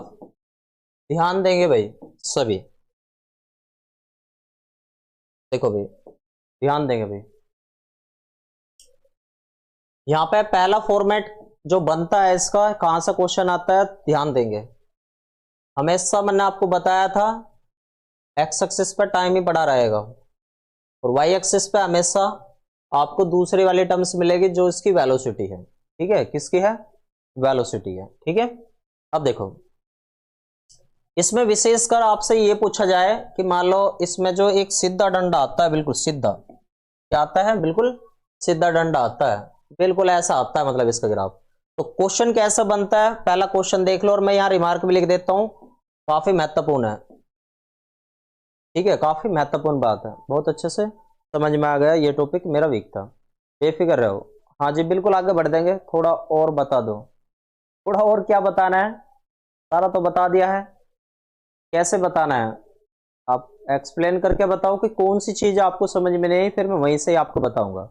ठीक है, अब देखो ध्यान से, यहाँ रिमार्क लिख दे रहा हूं मैं। जब आपसे क्वेश्चन में पूछा कि वीटी ग्राफ में, वीटी ग्राफ में एक्स के या टाइम के टाइम के पैरेलल में लाइन, पैरेलल में लाइन, पैरेलल में जो स्ट्रेट लाइन आती है, पैरेलल में जो स्ट्रेट लाइन आती है, ठीक है, स्ट्रेट लाइन आती है, वो क्या रिप्रेजेंट करती है, क्या शो करती है? तो ये वाली बात एक क्वेश्चन यहां से बनेगा। दूसरा क्वेश्चन ध्यान देना भाई सभी, वीटी ग्राफ का स्लोप किसके बारे में इंफॉर्मेशन देगा, वीटी ग्राफ का ढाल किसके बारे में इंफॉर्मेशन बताएगा। ठीक है, और वीटी ग्राफ का एरिया किसके बारे में इंफॉर्मेशन देता है, ये इंपॉर्टेंट है, ये वाली बात, ये मोस्ट इंपॉर्टेंट है। ठीक है, मोस्ट इंपॉर्टेंट कि वीटी ग्राफ का जो एरिया है, यानी कि वीटी ग्राफ का जो एरिया है वो किसके बारे में इंफॉर्मेशन देगा। तो 1 बाय 1 सारी चीजें मैं बताने वाला हूं आपको। ठीक है, तो पहले इसको तो बाद में देखेंगे, पहले उसी को देख लेंगे। सर वीटी ग्राफ एक्सेलेरेशन को शो करता है सर, हाँ जी आरती जी वीडियो फिर से देख लेना, एक्सेलेरेशन के बारे में, बहुत बढ़िया। देखो भाई अगर मैं आपसे बताऊं ग्राफ का स्लोप के बारे में बात करोगे तो ग्राफ का स्लोप को बोलते हैं m = tan थीटा, और tan थीटा आप सभी को पता होगा परपेंडिकुलर अपॉन बेस बता के आया था, और परपेंडिकुलर का काम यहाँ पे कौन कर रहा है, परपेंडिकुलर का यहाँ पे काम कर रहा है वेलोसिटी, बेस का काम कौन कर रहा है इस डायग्राम में t। तो वेलोसिटी अपॉन, यानी कि वेलोसिटी अपॉन टाइम क्या रिप्रेजेंट करता है, वेलोसिटी अपॉन टाइम रिप्रेजेंट करता है एक्सेलेरेशन। मैं ये सारी चीजें पहले ही बताने वाला था, लेकिन अब मैंने सोचा कि आप सभी को ये पता होगा, ये छोटी छोटी बातें, कि ये त्वरण क्या होता है, वेलोसिटी क्या होता है, एक्सेलेरेशन, ये सारी चीजें आपको बताने वाला था। ठीक है, देखो भैया ध्यान से, वीटी ग्राफ का एरिया किसके बारे में इंफॉर्मेशन देता है। तो मैं अभी यहाँ पे ना एक एरिया को शेडेड करता हूँ, क्या करता हूँ, एरिया को शेडेड करता हूँ, इस एरिया को क्या करता हूँ, शेडेड करता हूँ। ठीक है, ये शेडेड करता हूँ। जब ये शेडेड एरिया है हमारा, ये शेडेड एरिया ही इसके बारे में बताता है, एक तरीके से यही एरिया है, शेडेड एरिया ही पूरी फिगर का एरिया है। तो शेडेड एरिया अगर आप देखोगे तो ये एक रेक्टेंगल बनना होगा, क्या बनना होगा, यानी कि एरिया ऑफ रेक्टेंगल बनना होगा, रेक्टेंगल यानी कि आयत का क्षेत्रफल बनना होगा, आयत का क्षेत्रफल बनना होगा। और आयत का क्षेत्रफल आप सभी को पता होगा लेंथ मल्टीप्लाई ब्रेथ होता है, ठीक है। तो मैं लेंथ के तौर पर तो यहाँ टी ले लेता हूं और ब्रेथ के तौर पर यहाँ पे क्या ले लेता हूं, वी को ले लेता हूं। किसे ले लेता हूं, को ले लेता हूं। आपको पता क्या है, तो वेलोसिटी जो है डिस्प्लेसमेंट अपॉन टाइम होती है। तो एग्जाम में सबसे ज्यादा ये वो इसी चीज के बारे में बात करता है। ये जो एक्स है ये भैया क्या है, ये डिस्प्लेसमेंट है। कैसा है ये, डिस्प्लेसमेंट, यानी कि ये एक तरीके से विस्थापन के बारे में सूचना देता है इसका एरिया। और ये वीटी ग्राफ का स्लोप किसके बारे में इंफॉर्मेशन देता है, एक्सेलेरेशन के बारे में इंफॉर्मेशन देता है। अब थोड़ा सा ध्यान से समझना भैया, मैं यहाँ पे इस वाले लाइन के बारे में थोड़ा सा बता देना चाहता हूँ। देखो भाई, चलो मैं एक टर्म्स ले लेता हूँ। यहाँ पे मैं इस टर्म्स पे मान के चलता हूँ, यहाँ पे 0 है, यहाँ पे 1 है, यहाँ पे 2 है, यहाँ पे 3 है, यहाँ पे 4 है, यहाँ पे 5 है। मैं यहाँ पे वैल्यू भरता हूँ, 1 है, 2 है, 3 है और 4 है, ठीक है। देखो भाई, तो मैंने देखा 0 सेकंड पे भी, 0 सेकंड पे भी वैल्यू कितनी आ रही है, 0 सेकंड पे भी 4 वैल्यू आ रही है, ठीक है। और यहाँ पे देखा 1 सेकंड में भी वैल्यू कितनी आ रही है, 4 आ रही है। 2 सेकंड में भी वैल्यू कितनी आ रही है, 4 आ रही है ना। और 3 सेकंड में भी वैल्यू देखा कितनी आ रही है, 4 आ रही है। तो एक तरीके से ये किस टाइप का एक्सेलेरेशन हो गया यहाँ पे, जल्दी से बताओ भाई, कैसा है, किस टाइप का एक्सेलेरेशन हुआ, जल्दी से सभी का कमेंट करके आंसर आना चाहिए। और ये वाली जो लाइन है किसके बारे में इंफॉर्मेशन देती है, आप सभी का आंसर आना चाहिए भाई। और जल्दी से बताओ, क्लियर हो गया हो तो सभी को, ठीक है। किसके बारे में बताए गए हो, ठीक है। Constant velocity, constant velocity. थोड़ा पीछे चल रही है क्या मेरी वीडियो, मेरे फोन में यहाँ तक है, चल रही है। वैसे मुझे मुझे लग रहा 5-6 सेकंड का थोड़ा अंतर दिखे, तो जल्दी जल्दी से बताओ भाई, ठीक है। एक्सेलेरेशन 0, कांस्टेंट वेलोसिटी, तो यही तो बात पूछता है एग्जाम में, ठीक है। कैसी है ये किसके बारे में बात होती है, कांस्टेंट वेलोसिटी को रिप्रेजेंट करता है। ये कांस्टेंट वेलोसिटी के बारे में रिप्रेजेंटेशन देता है, ठीक है। जहां पर कांस्टेंट वेलोसिटी होता है वहां पर क्या होता है, एक्सेलेरेशन कैसा होता है, यहाँ पे एक्सेलेरेट तो वो हो ही ना रही, तो एक्सेलेरेट कैसा है, 0 है। तो कुल मिला के इसका राइट आंसर है कांस्टेंट वेलोसिटी। ये वाली लाइन स्पेसिफाइड, ये वाली लाइन किसके बारे में बताती है, कांस्टेंट वेलोसिटी के बारे में बताती है। कोई समस्या किसी को भी, चलें जी आगे। सभी एक बार नोट कर लो, दोबारा रिवाइज करवा दूंगा, ठीक है।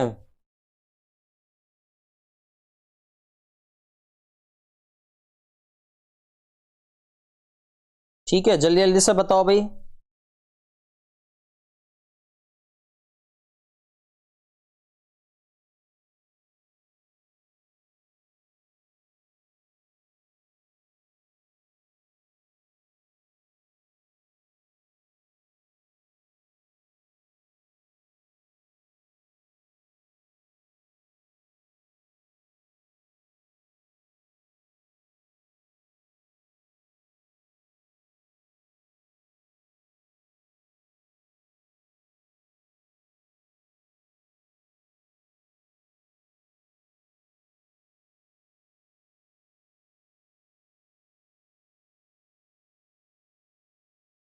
ठीक है जी, बिल्कुल।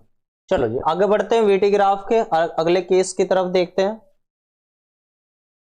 वीटी ग्राफ के केस नंबर फर्स्ट की तरफ चलते हैं, केस नंबर फर्स्ट की तरफ चलते हैं। केस नंबर फर्स्ट जैसा मैंने पहले ही बताया था आपको, कैसा केस था, ये वाला केस था। केस नंबर सेकंड की तरफ चलते हैं, केस नंबर सेकंड की तरफ चलते हैं। कैसा था हमारे पास, कुछ इस तरीके से था, ठीक है। तो जल्दी से बताओ, ये हमारा टाइम है और ये हमारा क्या है, वेलोसिटी है। ये हमारा टाइम है और ये हमारी क्या है, वेलोसिटी है।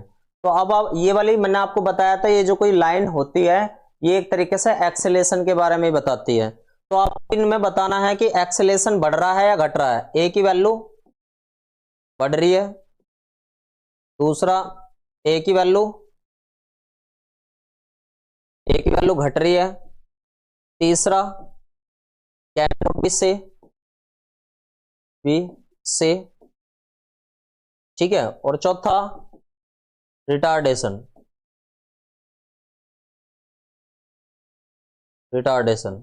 यानी कि मंदन। ठीक है, अब इधर आ जाओ, यहां पे एक्सेलेरेशन बढ़ रहा है, एक्सेलेरेशन घट रहा है, और थर्ड ही है बस कैन नॉट बी से। जल्दी से कमेंट करके बताओ पहले वाले केस में, जल्दी जल्दी से सभी बताओ भाई, सभी का आंसर आना चाहिए। ठीक है, सभी का आंसर आना चाहिए।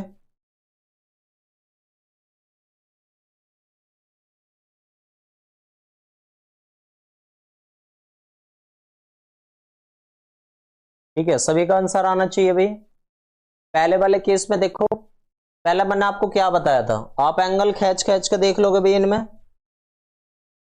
यहाँ पे एंगल रख रख कर देख लोगे, पॉइंट रख रख कर देख लोगे, तो आप देखोगे थीटा क्या सा हो रहा, थीटा डिक्रीज हो रहा, थीटा डिक्रीज हो रहा तो वेलोसिटी भी डिक्रीज होगी, और वेलोसिटी डिक्रीज होगी तो एक्सेलेरेशन भी कैसा होगा, डिक्रीज होगा। पर एक्सेलेरेशन इतना ज्यादा डिक्रीज ना होगा कि रिटार्डेशन हो जाए, क्योंकि रिटार्डेशन थोड़ी ना हो रहा, रिटार्डेशन तब होता जब वो बिल्कुल जीरो पे आकर रुक जाती कहानी, तो यहाँ पर रिटार्डेशन नहीं है, तो कौन सा आंसर हो जाएगा इसका, बी ऑप्शन हो जाएगा। क्या यहाँ पे ये ऑप्शन हो सकता था, फोर्थ ऑप्शन, जल्दी से बताओ, रिटार्डेशन डिक्रीज, वो भी यूनिफॉर्मली।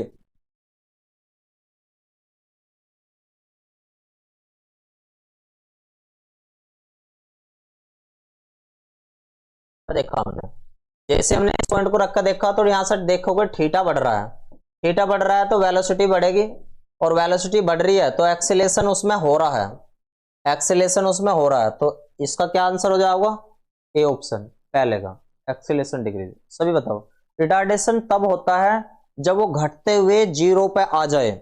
ठीक है, घटते हुए कैसा आ जाए, जीरो पे आ जाए, नॉट रिटार्डेशन। ठीक है, तो इस वाले केस में रिटार्डेशन नहीं हो रहा। ठीक है, तो वो घटता हुआ जीरो पे आ जाता। क्लियर है सभी को, यस लिख दो सभी, कुछ दिक्कत समस्या आई हो तो वो लिख दो।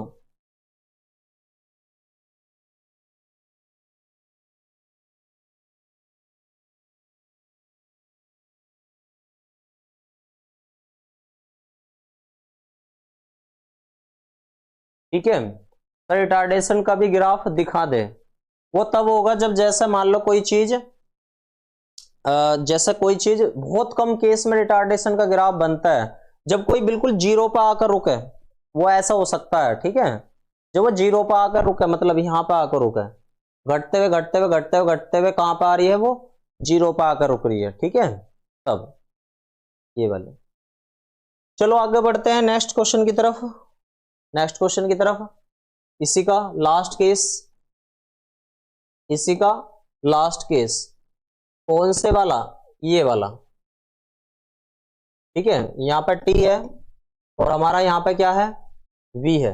तो इस केस में आपको बताना है, पहले ऑप्शन में एक्सेलेरेशन बढ़ रहा है, सेकंड ऑप्शन में एक्सेलेरेशन घट रहा है, थर्ड ऑप्शन में कैन नॉट बी से। बस इतना ही बहुत है ऑप्शन तो। ठीक है, गाड़ी का ब्रेक लगना। जल्दी से बताओ भाई, कोई दिक्कत समस्या, जल्दी बताओ भाई, कोई दिक्कत समस्या। ठीक है, जैसे कुछ इस तरीके का ग्राफ आते हैं उनके, कोई चीज बढ़ के ए एस है, ये रिटार्डेशन का है, ये वाला रिटार्डेशन। क्लियर है, जिद कुमार जी और रचना जी, क्लियर है, वो रिटार्डेशन का ही है। ठीक है, पहले एक्सीलेट होकर बढ़कर चली यूनिफॉर्मली, ये प्लस होती हुई जा रही है, और फिर धीरे धीरे कैसी हो रही है, यहाँ पे डिक्रीज होती जा रही है, और कहां पर रुक रही है, आकर जीरो पे, ये रिटार्डेशन का ही है। ठीक है, यूनिफॉर्मली डिक्रीज। अब यहाँ पे देखो, आप अगर देखोगे एंगल कैसा है, यहाँ पे एंगल थीटा जो है वो कितना है, 90 डिग्री से ज्यादा है। तो थीटा 90 डिग्री से ज्यादा है, वेलोसिटी यहाँ पे कैसी हो जानी है, कम हो जानी है। वेलोसिटी कम तो एक्सेलेरेशन भी कैसे हो जाना है, कम। तो क्या आंसर आ जाएगा यहाँ पे, डिक्रीज। क्लियर हो गया? जल्दी से बताओ, वीटी ग्राफ भी सभी को क्लियर हो गया हो तो सभी एक बार थंब कर देंगे, ठीक है। फिर आगे बढ़ता हूं मैं।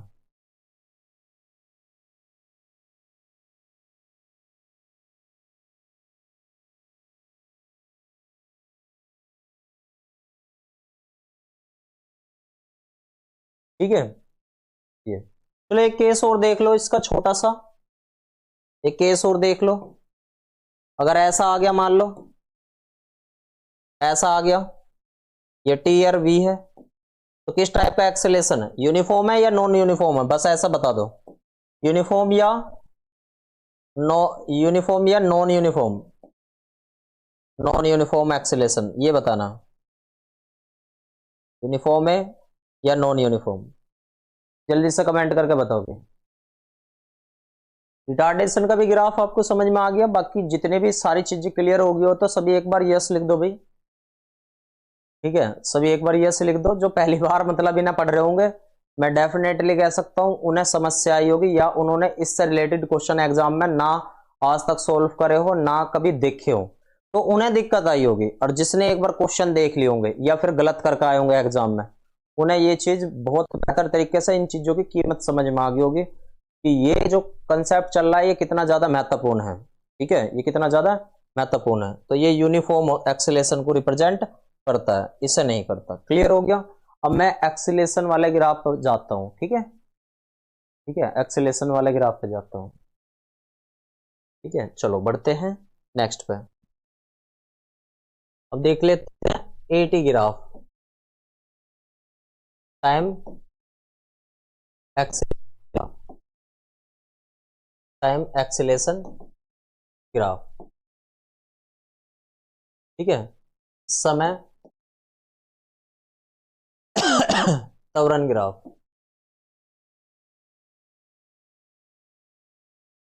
समय त्वरण ग्राफ। ठीक है, देखो इसमें पहली टर्म्स आपको रखना आना चाहिए कि यहां पे हमारे पास टी है और यहां पे हमारे पास ए है। ठीक है, तो इसमें जो तीन चीजें बनकर चलेंगी, एक दो तीन। एटी ग्राफ का स्लोप किसके बारे में इंफॉर्मेशन देगा, एटी ग्राफ का स्लोप किसके बारे में इंफॉर्मेशन देगा, ढाल के कौन सी किसके बारे में बताएगा, एक तो है। और वो दूसरा क्वेश्चन पूछता है एटी ग्राफ का एरिया किसके बारे में इंफॉर्मेशन देगा। जल्दी जल्दी से कमेंट करना स्टार्ट कर दीजिए। सर मेरी फिजिक्स बहुत वीक है, बट आपकी क्लास से बहुत हेल्प मिल रही है। बिल्कुल जी, अवश्य ही मिलेगी। बैच को लॉन्च करने का एक ही रीजन था कि मुझे अपने जीवन काल में केवल एक टीजीटी का बैच पढ़ाना है, एक पीजीटी का बैच पढ़ाना है और एक एलटी का बैच पढ़ाना है। 3 बैच पढ़ाने के बाद फिर नहीं पढ़ाऊंगा। क्यों नहीं पढ़ाऊंगा? क्योंकि ये सारी, जब मैं इन 3 बैच को अच्छे से पढ़ा दूंगा तो फिर जो कोई भी एक बार इन सारी चीजों को पढ़ लेगा, फिर उसे शायद बहुत कम, फिर तो उसे प्रैक्टिस करने की आवश्यकता रहेगी। इन बैच मतलब मैक्सिमम 3 बैच पढ़ाने के बाद में मुझे नहीं लगता कि टीजीटी का, एलटी का और पीजीटी के मतलब कोई सी चीज इस प्रकार से रह जाएगी। ठीक है, तो मुझे अपने जीवन काल में बस केवल एक टीजीटी का, एक पीजीटी का और एक एलटी का बैच पढ़ाना है बस। ठीक है, बहुत पढ़ाया सर, बिल्कुल जी। तो यही बस, जल्दी जल्दी से इनके बारे में बताते चले जाओ भाई। तो एटी ग्राफ का स्लोप किसके बारे में इंफॉर्मेशन देता है, M equal to tan theta, M equal to tan theta. अगर मैं टेन थीटा रख लगूं तो अब तो जल्दी जल्दी से बताओ, एक्सेलेरेशन अपॉन टाइम क्या है यो, एक्सेलेरेशन, एक्सेलेरेशन अपॉन टाइम, यानी कि ये होता है जर्क। अब जर्क ऐसी क्वांटिटी है जो बहुत टॉप लेवल की, हाँ हाँ, इस बेस से 100% सिलेक्शन होगा, बिल्कुल ये। ठीक है, अब जर्क क्या होता है, जर्क एक ऐसा होता है जैसे 4x4 की थार देखी होगी तुमने, थार है ना, 4x4 की। 4x4 का मतलब क्या होता है कि उसके अगले वाले पहियों पे भी और पिछले वाले पहियों को भी एक्सीलेट करने का, यानी कि एक्सीलेशन को भी वो बदलता है। तो 4x4 की कार में जर्क देखने को मिलता है, ठीक है। और कहाँ पे जर्क देखने को मिलता है? जब हम अंतरिक्ष में कोई रॉकेट लॉन्च करते हैं ना, जब हम अंतरिक्ष में कोई रॉकेट लॉन्च करते हैं तो एक्सीलेशन करते वक्त भी और तेजी से एक्सीलेशन करने का काम करते हैं, तो वहां पर जर्क देखने को मिलता है। मैं आपको बता दूं, आपकी व्यावहारिक लाइफ में कहां पर जर्क देखने को मिलता है? जब आप पैदल जा रहे हो, नॉर्मल स्पीड से जा रहे हो, यानी कि डिस्प्लेसमेंट के साथ आपकी वेलोसिटी बदल लिया टाइम के साथ में, एकदम आपके पीछे कुत्ते भगले हैं, तो आपकी वेलोसिटी में भी एक्सीलेशन होगा। फिर आपने पीछे रिटर्न मुड़ के देखा भाई कुत्ते भाई और स्पीड कर रहे हैं, तो आपने एक्सीलेशन में और ज्यादा एक्सीलेशन करा, तो वहां पे चीजें जर्क की देखने को मिल सकती है। लेकिन मैंने एक छोटा सा व्यवहारिक एग्जांपल बताया, ये वाला जो मैंने कुत्ते वाला एग्जांपल बताया और ये जो आपका थार वाला एग्जांपल बताया, ये मतलब कुल मिलाकर जर्क को पूर्ण रूप से सेटिस्फाई नहीं करते। पूर्ण रूप से सेटिस्फाई करती है अंतरिक्ष में जाने वाले रॉकेट जो है, ठीक है। तो ये एक तरीके से हमारी जर्क की क्वांटिटी होती है। ये आपका क्वेश्चन पूछा नहीं जाता। एटी के ग्राफ के बारे में किसकी इंफॉर्मेशन देता है? तो एटी का ग्राफ हम तभी तो बनाएंगे जब इसका वो आएगी, कोई लाइन आएगी। तो इसका जो है वो कुछ इस प्रकार से लाइन आती है इसकी, यानी कि टाइम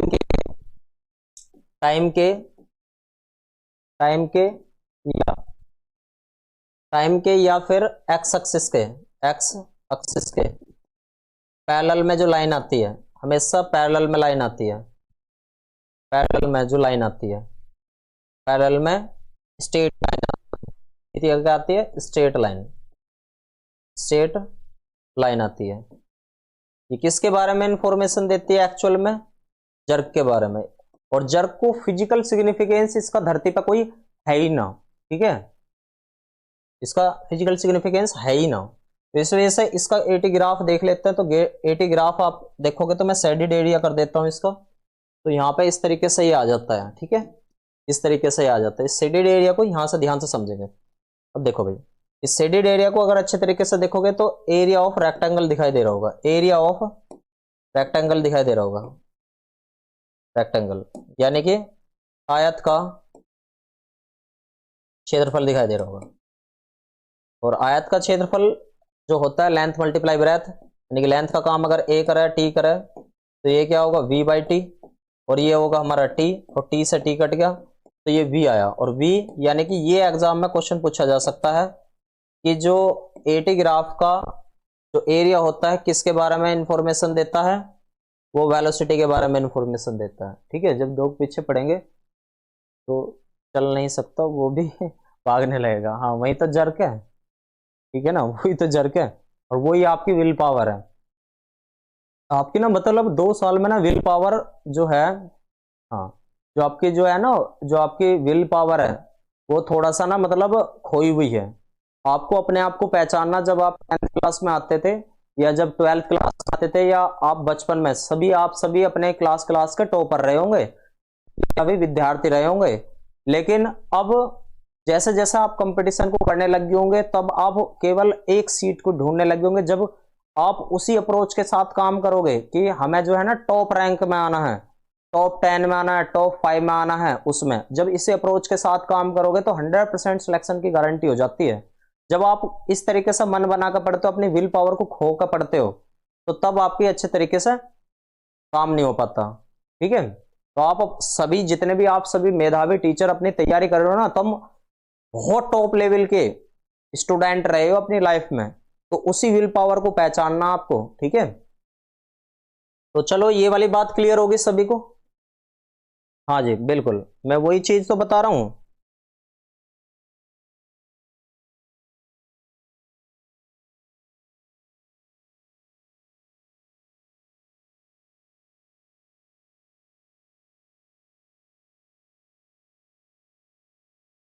बिल्कुल, चलो जी आगे बढ़े। तो मुझे लगता है कि ग्राफ से रिलेटेड आपकी कहानी जो है यहाँ पे खत्म करने का समय आ गया है, ठीक है, यहाँ पे खत्म करने का समय आ गया है, ठीक है, बिल्कुल। तो अब थोड़ा सा और चीजों को ध्यान से पढ़ते हैं। तो और कौन सी चीजें हैं? तो मैं सबसे पहले आपको बता दूं, चलो कोलिजन के बारे में, कोलिजन के बारे में, ठीक है। यहां से क्वेश्चन बनते हैं। अच्छा सुरेंद्र कुमार जी, जरा मुझे ये बताइए, आपने लास्ट टाइम से मेरे से क्वेश्चन पूछा था कि रीस्टोरिंग फोर्स किस टाइप का होता है, क्या आप उपस्थित हो क्लास में? आपने शायद ये पूछा था और आपको किसी टीचर ने एक बहुत गलत इंफॉर्मेशन दी थी। क्या इंफॉर्मेशन दी थी? कि सिंपल अगर रीस्टोरिंग फोर्स आ रहा है तो वहां पे इलास्टिक और इनलास्टिक का तो कोई केस बनता है ना। सिंपल रीस्टोरिंग फोर्स आ रहा है या फिर ऐसा आ रहा है रीस्टोरिंग फोर्स इन एसएचएम, तो वहां पे ऐसे वाले को हम कौन सा बोलते हैं? कंजर्वेटिव फोर्स के बारे में बोलते हैं, ठीक है। चलो, तो हमें कोलिजन देखना है, संघट के बारे में पढ़ना है, संघट के बारे में पढ़ना है, ठीक है। संघट के बारे में पढ़ना, ध्यान से समझेंगे संघट होता क्या है। अगर थोड़ा टाइम बचा तो लिफ्ट के क्वेश्चन भी इसमें करा दूंगा, ठीक है। तो पहला संघट देखो, अगर मान लो कोई बॉडी ए है और कोई बॉडी बी है, कोई बॉडी बी है। जब ये आपस में टकराती हैं, टकराने के बाद यानी कि फिजिकल कोलिजन होने के बाद में, टक्कर लगने के बाद में ये क्या होती है? इफेक्टेड होती हैं। इफेक्टेड, अब ये इफेक्टेड कैसे होती है? इफेक्टेड यानी कि प्रभावित कैसे होती है? ये प्रभावित दो तरीके से होती हैं। कैसे होती हैं? दो तरीके से प्रभावित होती हैं, ठीक है जी। दो तरीके से प्रभावित होती है, एक तो इनकी या तो डायरेक्शन में कुछ प्रभावित का वो बने दिशा, ठीक है, या फिर वेलोसिटी में थोड़ा बहुत चेंज हो गया, यानी कि वेग में कुछ भी क्या हुआ है? इफेक्टेड हो रही है। यानी कि दो कोई बॉडी है आपस में टकराने के बाद में, फिजिकल स्ट्राइक होने के बाद में या फिजिकल कोलिजन होने के बाद में उनकी दो चीजें इफेक्टेड हो जाए, या तो डायरेक्शन इफेक्टेड हो जाए या फिर वेलोसिटी इफेक्टेड हो जाए, तो ऐसे फिनोमेना को हम बोलते हैं कोलिजन। क्लियर हुआ सभी को? संघट बोलते हैं। क्लियर हुआ सभी को? और कोलिजन के हमारे दो टाइप हमें अच्छे तरीके से पढ़ने, और यहां से ही एग्जाम में क्वेश्चन बन के आते हैं, ठीक है। यहां से ही आपके क्वेश्चन बन के आते हैं, ठीक है, क्वेश्चन बन के आते हैं। एक होता है हमारा इलास्टिक कोलिजन, इलास्टिक कोलिजन। एक होता है हमारा अनइलास्टिक, अनइलास्टिक कोलिजन,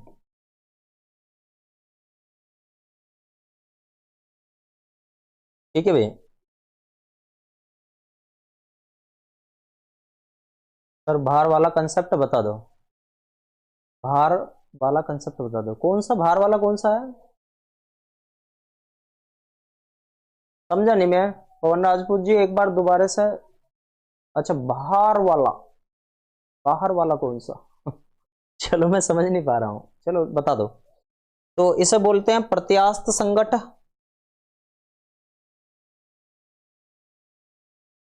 प्रत्यास्थ संघट और अप्रत्यास्थ संघट।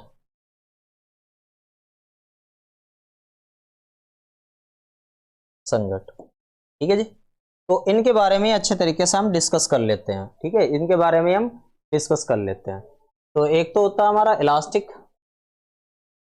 एक होता है अनइलास्टिक, अनइलास्टिक, ठीक है। तो देखते हैं, पता कुल मिला के ऐसे मान के चलियो कि विशेष तौर पे तो क्वेश्चन यहां से ही पहले दो पॉइंटों से ही बन जावा है, लेकिन आपको तीन चार पॉइंट अच्छे तरीके से याद रखने हैं। तीन चार पॉइंट अच्छे तरीके से याद रखने हैं। कैसे याद रखने हैं? कि जो हमारा इलास्टिक कोलिजन होता है उसमें काइनेटिक एनर्जी ना कंजर्व्ड होती है। पहले शुरू के दो तीन पॉइंटों से आपके आंसर आ जाते हैं, लेकिन अगर डिफरेंट बनकर लगा फिर दिक्कत हो जाएगी। काइनेटिक एनर्जी नियत होती है, ठीक है, और इनइलास्टिक में भी इसमें बस यही नियत ना होती है, काइनेटिक एनर्जी चेंज हो जाती है। कैसे हो जाती है? चेंज हो जाती है। और इसमें जो लीनियर मोमेंटम है, लीनियर मोमेंटम है, हाँ, शुरू के दो से ही आपके क्वेश्चन बन जाते हैं कि लीनियर मोमेंटम कैसा है, कंजर्व्ड होता है दोनों केस में। लेकिन अगर यहां पे भी देखो, हाँ यहां पे भी देखो, लीनियर मोमेंटम यानी कि रेखीय संवेग, ये भी संरक्षित रहता है। कैसा होता है? ये भी संरक्षित रहता है। रेखीय संवेग कैसा रहा? हुआ सुरक्षित रहता है, ठीक है। बस यही इसमें आपको अच्छे तरीके से याद रखना, ठीक है। हाँ, इनके साथ साथ एक्स्ट्रा कौन से आते हैं, फ्री बॉडी डायग्राम और गिरने वाले क्वेश्चन। बिल्कुल आपने एकदम बढ़िया बात करी है। फ्री बॉडी डायग्राम को यदि आज टाइम मिला तो मैं लिफ्ट पढ़ा के फिर अगले वाली क्लास में फ्री बॉडी डायग्राम, आपका एक क्वेश्चन भी नहीं छूटने का। ये जो मेरी क्लासेस चली हुई है, आपके जितने भी कंसेप्ट से रिलेटेड क्वेश्चन आए हुए, आप बेफिक्र रहे, निश्चिंत रहे, मुझे बताने की बिल्कुल भी जरूरत नहीं रहने की आपको। जब मैं मैकेनिक्स खत्म करूंगा, ठीक है, तो आप कहोगे कि मैकेनिक्स के हमारे एक पॉइंट क्लियर हो गया। रिलेटिव स्पीड में भी क्वेश्चन है, फ्री बॉडी डायग्राम के भी क्वेश्चन है, ठीक है, लोम्बी थ्योरम से भी क्वेश्चन करा दूंगा। अगर आपकी क्या होगा ना, फ्री बॉडी डायग्राम तो बहुत दूर की बात है, लोम्बी थ्योरम भी करवा दूंगा, ठीक है, टेंशन मत लो। तो अब जल्दी से बताएंगे टोटल एनर्जी का क्या होता है जी। इसमें सभी कमेंट करके बताएंगे भाई टोटल एनर्जी का क्या होता है। ऐसे इसमें आपको बताना है टोटल एनर्जी का क्या होता है, टोटल एनर्जी का क्या होता है, ठीक है।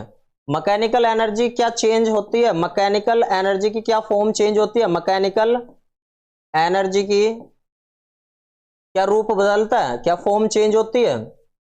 और ऐसे ही यहां पे भी आपको बताना है कि मैकेनिकल एनर्जी की क्या, मैकेनिकल एनर्जी की तो यांत्रिक ऊर्जा है, क्या उसका भी रूप बदलता है, क्या फॉर्म बदलती है। ये सारे, ये दो तो मैंने आपको बातें बता दी, इन बातों पे भी आपको बात करनी है। सर फिनिश होने वाला है, वाईफाई लगवा लो एग्जाम तक वाईफाई लगवा लो, है ना, फिर सिलेक्शन के बाद बहुत सारे वाईफाई हो जाओगे, है ना।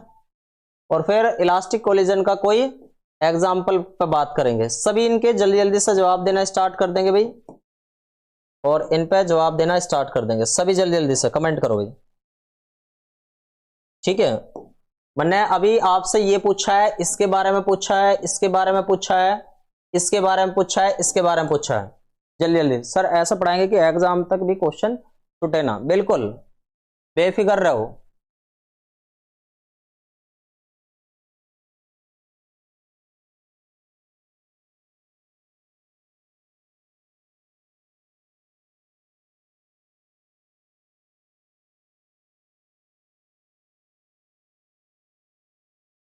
जल्दी जल्दी से कमेंट करके बताओ भाई।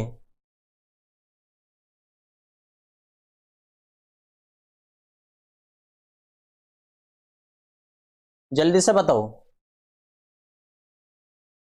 कंजर्व इलास्टिक में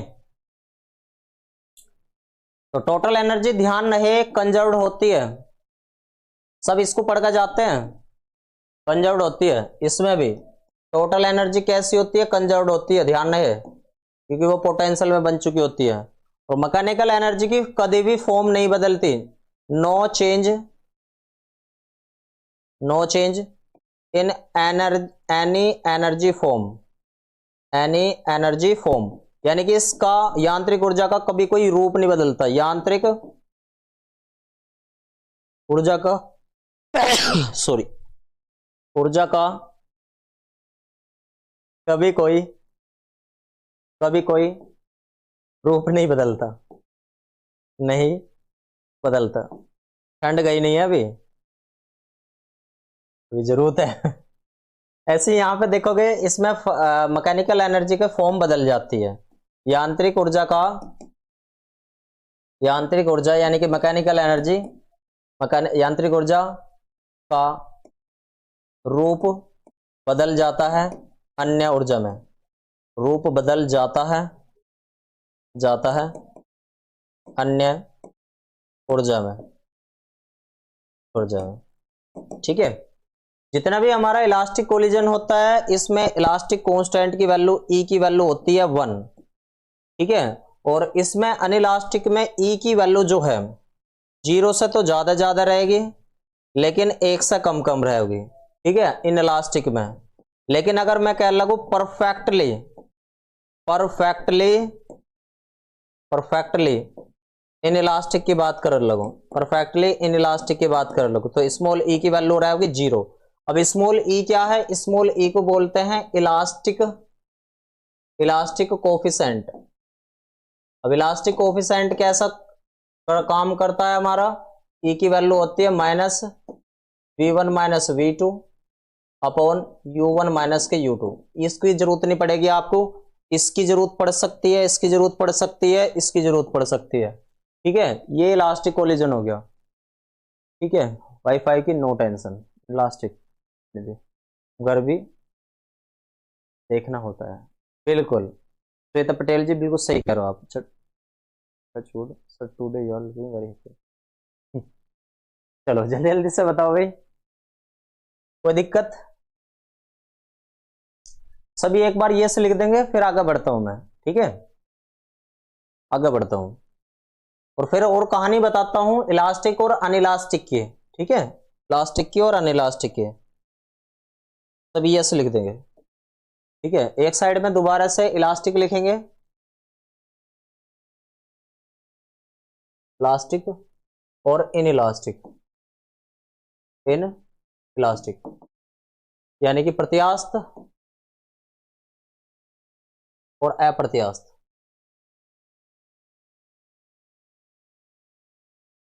देखो भाई, मैं आपको बात बताऊं, इलास्टिक कोलिजन में अगर काइनेटिक एनर्जी और मोमेंटम, क्वेश्चन यहां से भी न्यूमेरिकल बनते हैं। ठीक है, काइनेटिक एनर्जी और मोमेंटम कैसे रहते हैं? दोनों कंजर्व्ड होते हैं। दोनों कैसे होते हैं? कंजर्व्ड होते हैं। तो कैसे होते हैं? कंजर्व्ड। ये भी कंजर्व्ड होता है और ये भी कैसे होता है? कंजर्व्ड होता है, सुरक्षित रहता है, बदलता नहीं है। कंजर्व्ड का मतलब जब पहली बार हमने सुना एक टीचर से, तो हम हंसने लगे, क्योंकि हमें नहीं पता था कि कंजर्व्ड का एक्चुअल मीनिंग सुरक्षित होता है। सर मैं मैरिड हूँ, में कम टाइम मिल पाता है तो घर पर ही करते हैं। बिल्कुल जी, आपको सैल्यूट है श्वेता पटेल जी। जितने भी आप फीमेल हो, उनको वास्तव में बहुत ज़्यादा काम करना होता है, बहुत ज़्यादा चीज़ें देखनी होती है ना। सैल्यूट है जितने भी फीमेल कैंडिडेट हैं। ठीक है, देखो भाई, अच्छा रिपीट सर, कौन सा रिपीट करना? आप लिख दो एक बार। चलो मैं दोबारा से लिख देता हूं यहां पे। देखो, इलास्टिक कोलिजन में काइनेटिक एनर्जी कंजर्व्ड होती है, लीनियर मोमेंटम भी कंजर्व्ड होता है, टोटल एनर्जी भी कंजर्व्ड होती है। मैकेनिकल एनर्जी का, जो घूमने वाली एनर्जी का या कोई भी चीज होती है, वो उसका फॉर्म बिल्कुल भी नहीं बदलता। यानी कि जैसे उसकी एनर्जी थी मूवमेंट करते वक्त, ऐसी उसकी एनर्जी लास्ट टाइम तक बनी रहेगी। और इलास्टिक कोलिजन में इलास्टिक कोफिशिएंट की वैल्यू 1 होती है। ठीक है, फिर यहाँ पे बात करेंगे कि इन इलास्टिक में काइनेटिक एनर्जी कैसी होती है? चेंज होती है। लीनियर मोमेंटम कंजर्व्ड होता है, टोटल एनर्जी कंजर्व्ड होती है, मैकेनिकल एनर्जी का रूप बदल जाता है किसी और तरीके से। ठीक है, हाँ।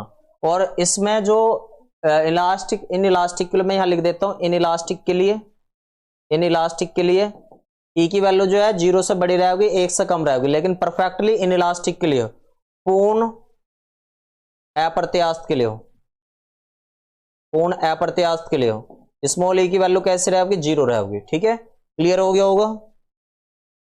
अब यहां पे आ जाओ इलास्टिक में। हाँ जी, बिल्कुल बिल्कुल, बिल्कुल देखना होगा।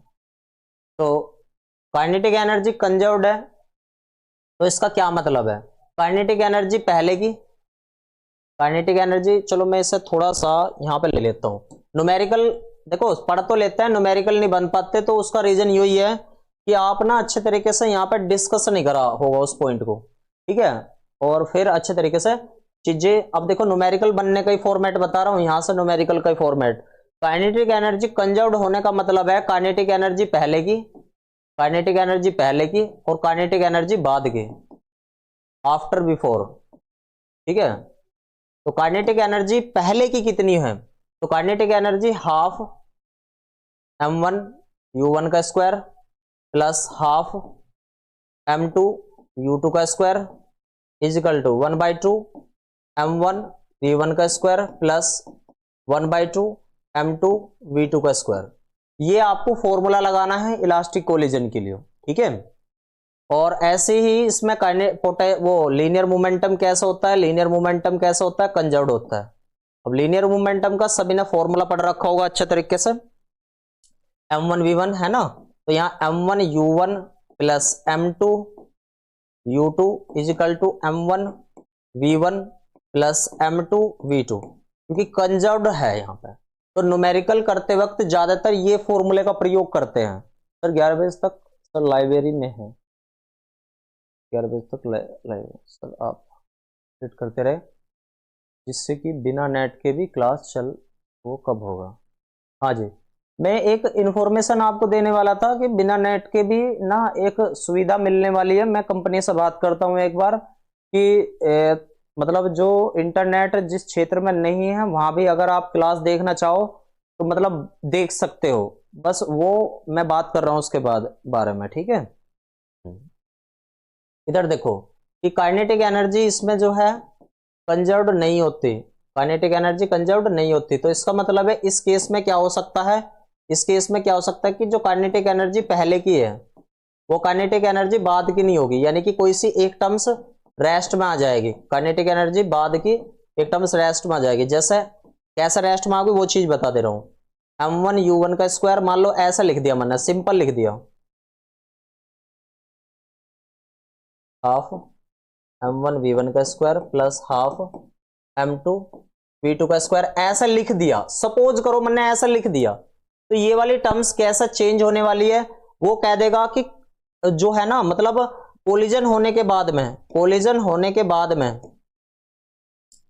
कोलिजन होने के बाद में स्टॉप हो जाती है। इन इलास्टिक में की पहचान यो है कि कोलिजन होने के बाद में बॉडी क्या हो जाती है, स्टॉप हो जाती है। जैसे मान लो हमारे पास कोई वृक्ष है, क्या है हमारे पास कोई वृक्ष है और यहां पे कोई कोई गोली आ रही है, ये आ रही, ये बुलेट आ रही है, गोली आ रही है, गोली गोली आ रही है। तो इसमें जाने के बाद जैसे इसमें धंस जाएंगे तो इस केस में क्या होगा, इस केस में क्या होगा, ध्यान देना मेरी बात में। जब वो धंस गई, मान लो अगर वो एक गोली के ऊपर बात कर रहे हैं तो एक वाली इक्वेशन लेकर चलेंगे। देखो भाई अगर हमारे पास एक मास है, ठीक है, तो एक मास वाली ये ऑप्शन है डाउनलोड कर, तो वीडियो डाउनलोड हो जाता है, हाँ जी ऑप्शन हो जाता है। तो वो कब तक प्रोवाइड होगी जैसे आपके सारी चीजें खत्म हो जाएगा ना, 1 महीने के बाद थोड़ा सा बुक का काम करना स्टार्ट हो जाएगा, ठीक है जी। तो जैसे ये धस गई तो ये क्या होगी, गोली स्टॉप होगी। और जब स्टॉप होगी तो कोलिजन होने के बाद स्टॉप हुई है, तो इनमें से ये वाली वैल्यू या कौन सी, मान लो अगर इसे हम वेलोसिटी कह रहे हैं, ये वाला तो पेड़ तो पहले से ही कैसा है, इनमें से ये दोनों वैल्यू में से कोई सी भी दो वैल्यू मतलब कैसी हो जानी है, 0 हो जानी है, ठीक है, हाँ जी बिल्कुल। और ऐसे मोमेंटम में भी चलो न्यूमेरिकल जब इनके करवाऊंगा और अच्छे से समझा दूंगा, ठीक है। ज्यादातर इसके न्यूमेरिकल बता दूं, दो तरीके के न्यूमेरिकल इलास्टिक और इनइलास्टिक से आते हैं।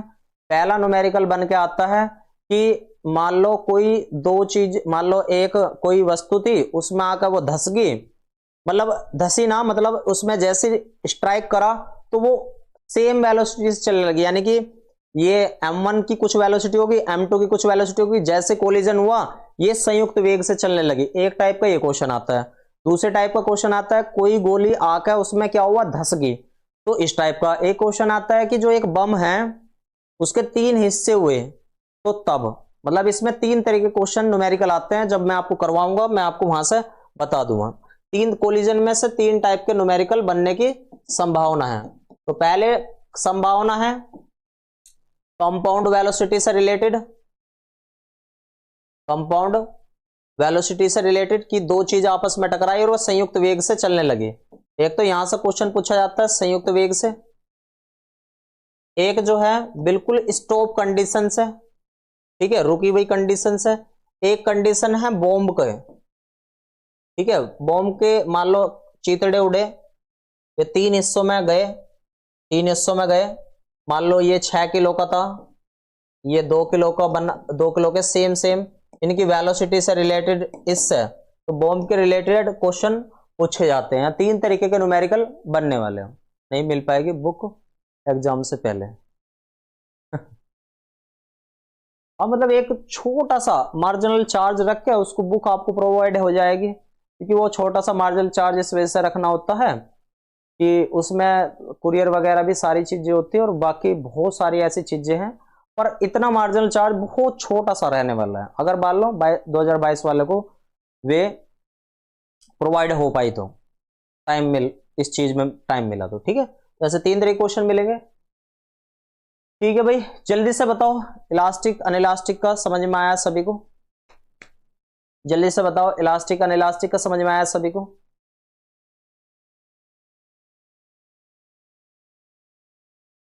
ठीक है भाई, क्लास को यहीं खत्म करा जाए, क्लास को यहीं खत्म करा जाए। लिफ्ट वाले क्वेश्चन अगली बार ले लेंगे, है ना। तो कोलिजन हो गया और इसमें गिराफ हो गई है ना, ये वाली चीज इसमें से हटा देते हैं, यहीं पे क्लास खत्म कर लो भाई, ठीक है। और ले लेंगे क्लास, कोई दिक्कत ना है। थोड़ा सा वीकेंड है आज, है ना, तो आंखों में भी दर्द हो जाता है, तो वे चीजें, ठीक है। तो सभी को जय Shri Radhe Krishna, all the best. सभी अपनी तैयारी करते रहे अच्छे तरीके से। एक अंदर विल पावर रहनी चाहिए, जैसे कुत्ता पीछे भगने पे चाहे कितना ही थका हुआ इंसान हो, तेजी दिखाने लग जाता है, तो इसी प्रकार से आपके अंदर भी वो विल पावर, चाहे आप कितने ही थके हुए हो, क्या चीजें, एक विल पावर अंदर से निकल के आनी चाहिए, ठीक है। एनर्जेटिक रहे, मजबूत रहे, सही रहे, एकदम कोई दिक्कत नहीं हो, ठीक है। ओके, हाँ जी, कल हॉलीडे है, लेकिन कुछ अगर मान लो ऐसी कोई चीजें होती हैं तो मैं आपको इन्फॉर्मेशन दे दूंगा। नहीं, ठीक है, ऑल द बेस्ट सभी को, सभी को जय श्री राधे कृष्ण।